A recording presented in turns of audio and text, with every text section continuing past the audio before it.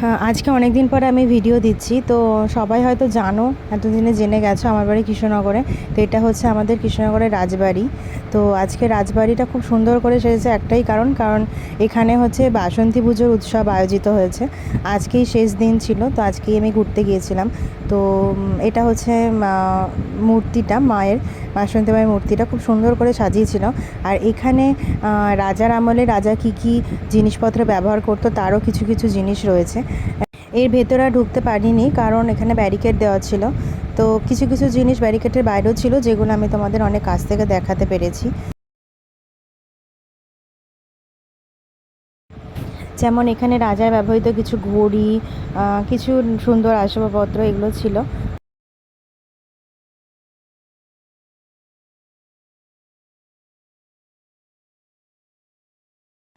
এই আলমারিটাতেও অনেক রাজাদের আমলে ব্যবহৃত অনেক কিছু আসবাবপত্র, ঘড়ি বা অনেক শৌখিন জিনিসপত্র ছিল। এখানে একটা রাজার আমলে একটা সরস্বতী ঠাকুরের মূর্তি প্রতিষ্ঠিত ছিল, তো সেটা এখানে আলমারিতে রাখা হয়েছে।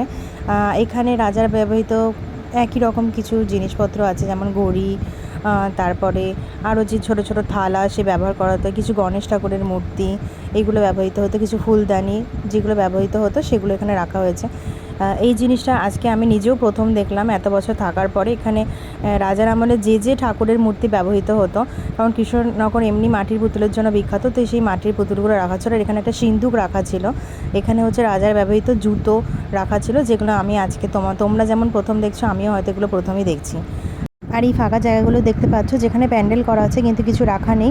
এটা হচ্ছে যেখানে কৃষ্ণনগরবাসী এক বছর অপেক্ষা করে থাকে বারোদোল মেলার জন্য। তো 12 জায়গা থেকে এখানে কৃষ্ণ ঠাকুর আসে, যেটা বারোদোল মেলা হবে আর একদিন পরেই।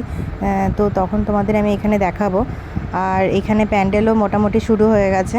তো আজকের মতো ভিডিওটা এখানেই শেষ। এই বারোদোল মেলা শুরু হলে সবার কিন্তু আসা চাই।